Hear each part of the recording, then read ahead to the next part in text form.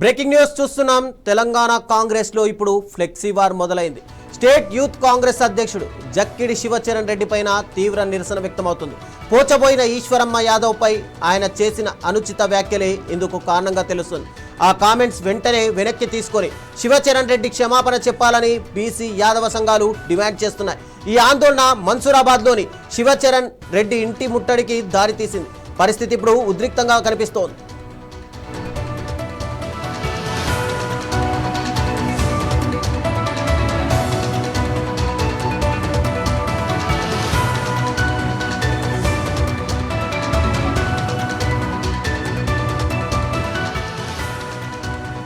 ఈశ్వరమ్మ యాదవ్ ఆమె కుటుంబ సభ్యులపై తెలంగాణ యూత్ కాంగ్రెస్ అధ్యక్షుడు జక్కిడి శివచరణ్ రెడ్డి చేసిన అసభ్యకర వ్యాఖ్యల ఆడియో ఒకటి ఇప్పుడు సోషల్ మీడియాలో వైరల్గా మారింది.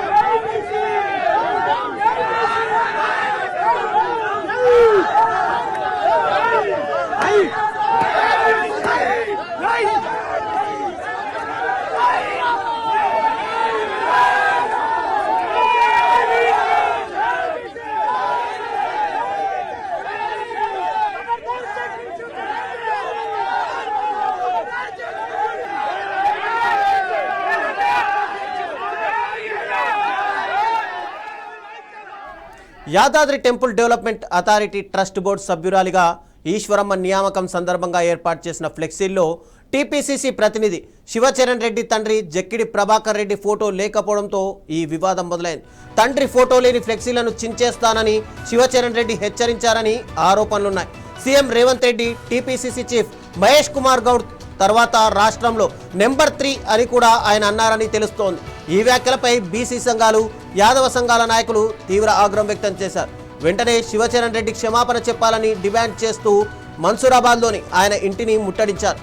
దాంతో రెండు వర్గాల మధ్య తోపులాట, కర్రలు, రాళ్లతో దాడులు జరిగాయి.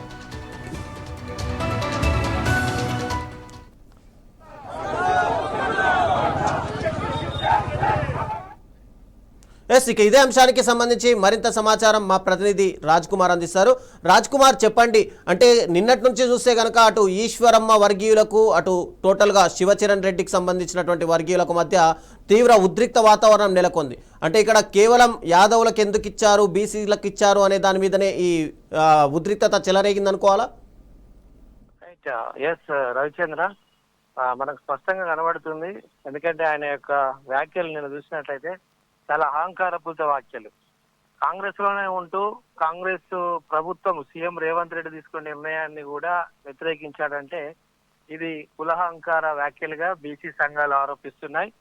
నిన్న ఆల్రెడీ హెచ్చరించాయి, క్షమాపణ చెప్పకపోతే, వ్యాఖ్యలు వెనక్కి తీసుకోకపోతే ఇంటిని ముట్టడి చేస్తామని నిన్న శివచరణ్ రెడ్డికి వార్నింగ్ ఇచ్చిన పరిస్థితి. అయినా కూడా ఆయన ఇవి నా వ్యాఖ్యలు కాదు, ఇవి ఏఐ, ఇది ఫేక్ న్యూస్, కావాలి ఎవరో నా వ్యాఖ్యలు వక్రీకరించారు, నేను మాట్లాడలేదని బుకాయించిన పరిస్థితి. దీంతో బీసీ సంఘాలు అంటే యాదవ సంఘాలు ఎవరైతే ఉన్నారో వాళ్ళందరూ కూడా ఇవాళ తన ఇంటి ఎల్బీ నగర్ సమీపంలోని మన్సూరాబాద్ లో వారి ఇంటిని ముట్టడించారు. భారీ ఎత్తున వందలాది మంది వచ్చారు. వందలాది మంది అటు రాళ్ళు, ఇటు కర్రలతో వచ్చి ఆయన ఇంటిని ముట్టడించే ప్రయత్నం చేశారు. ఇటు పోలీసులకు, ఇటు వారికి చాలా తోపులాట జరిగింది.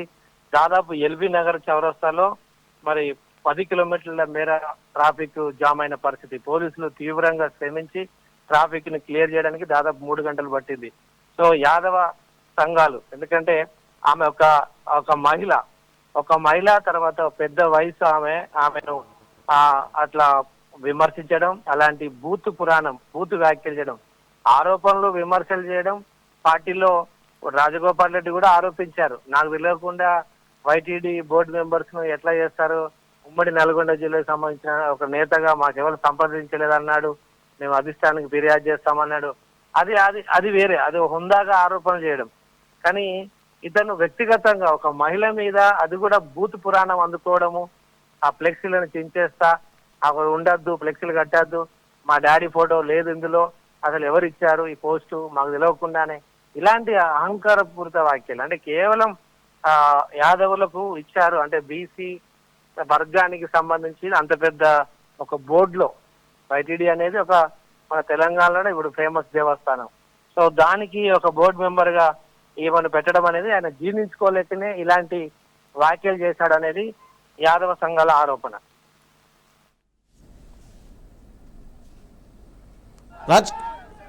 రాజ్ కుమార్, అంటే ఇక్కడ బోర్డుకు సభ్యులుగా నిర్ణయించేది ఎలాగో పార్టీ అధిష్టానం నిర్ణయిస్తుంది. అంటే పార్టీలోని అటు నాయకులు కార్యకర్తలు విభేదించే పరిస్థితి ఎందుకు వచ్చింది అసలు? అయితే ఇప్పుడు ఆయన వ్యాఖ్యలు ఇంకొక వ్యాఖ్య కూడా చేశారు. రేవంత్ రెడ్డి తర్వాత పిసిసి చీఫ్ తర్వాత మా నాన్న ఫోటో ఉండాలి. ఇది నేను ఖచ్చితంగా చెబుతున్నాను. ఒకవేళ మీరు అవసరం అనుకుంటే కంప్లైంట్ చేసుకుంటారా, అక్కడ లోకల్ ఎమ్మెల్యేలు కంప్లైంట్ చేసుకుంటారా, లేకపోతే రాహుల్ గాంధీకి కంప్లైంట్ ఫిర్యాదు చేయండి. నేను భయపడా, ఎవరికి నేను భయపడా, నా వ్యాఖ్యలు కట్టుబడి ఉంటున్నా, ఎట్టి పరిస్థితుల్లో నేను వెనక్కి వెళ్ళను అనే వ్యాఖ్యలు కూడా మనం ఆ ఫోన్ సంభాషణలో విన్నాం. డైరెక్ట్ గా వాళ్ళకే ఫోన్ చేసి బెదిరించడం అంటే దీన్ని బట్టి అర్థం ఏంటంటే ఎవరిని లెక్క చేయని స్థానం. కాంగ్రెస్ లో మనం చూస్తాం ఒక క్రమశిక్షణ అనేది లోపిస్తుంది కొన్ని మంది వ్యక్తులు. అంటే ఎవరిని రాహుల్ గాంధీని పట్టించుకోరు. ముఖ్యమంత్రి ఇది నిర్ణయించింది గవర్నమెంట్, ఇది ఒకవేళ పార్టీ తరఫునైనా ఇది గవర్నమెంట్ బాడీ, ప్రభుత్వమే అధికారికంగా ప్రకటించింది. సో ఈ బాడీని ఈ బోర్డును కూడా ప్రభుత్వ పరిధిలో నడిచే బోర్డును కూడా ఈయన విమర్శించాడు. ఎవరితో చెప్పుకుంటారో చెప్పుకోండి, రాహుల్ గాంధీకి కూడా ఫిర్యాదు చేయాలంటే దాని అర్థం ఏంటి? ఎవరిని లెక్క చేయని వైనం, క్రమశిక్షణ లోపిస్తుంది. ప్రతిరోజు పంచాయతీలు అవుతున్నాయి. గాంధీ భవన్ లో వారానికి 2-3 ఆందోళనలు, ఒకరిపై ఒకరు విమర్శలు చేసుకోవడం అంటే అధికారంలో ఉన్నామని లేకపోతే అహంకారమా, లేకపోతే ఇది కొంతమంది కావాలని చేస్తున్నారా బీసీల మీద? ఎక్కువగా బీసీల మీదనే ఇది ఈ మధ్యలో మనం చూస్తున్నాం ఈ దాడులు జరుగుతున్న పరిస్థితి. అంటే క్రమశిక్షణ లోపల స్పష్టంగా కనబడుతుంది రవిచంద్ర. అంటే ఇప్పుడు శివచరణ్ రెడ్డి పైన ఏమైనా యాక్షన్ తీసుకుంటారా, లేదంటే క్రమశిక్షణ కమిటీ ఏమైనా భేటీ కాబోతుందా? ఖచ్చితంగా, ఎందుకంటే అధిష్టానానికి వీళ్ళు ఫిర్యాదు చేశారు. ఈయన మీద ఒకవేళ ఎలాంటి చర్యలు తీసుకోకపోతే జక్కిడి శివచరణ్ రెడ్డి మీద ఆయనను సస్పెండ్ చేయాలి. పార్టీ మంచి పోస్ట్ ఉంది, ఆయన రాష్ట్ర అధ్యక్షుడిగా ఉన్నాడు యూత్ వింగ్ కు. మరి అలాంటి పోస్ట్ లో ఉండి ఇలాంటి వ్యాఖ్యలు చేయడం అనేది చాలా మంది జీర్ణించుకోలేకపోతున్నారు.